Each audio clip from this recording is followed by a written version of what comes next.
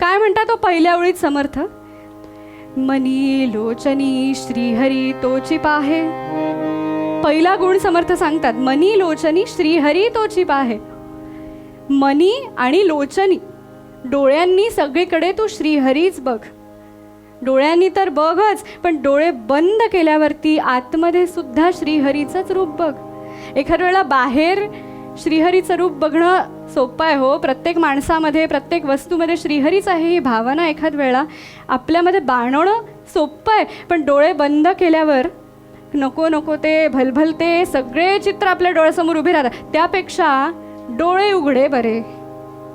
पण असं नाही बरं का, डोळे बंद केल्यावर सुद्धा आतमध्ये ही श्रीहरीचंच रूप दिसलं पाहिजे. माऊली काय म्हणतात हो? दृष्टीचा डोळा पाहू गेलीये तव भीतरी पालटू झाला. भीतरी पालटू झाला.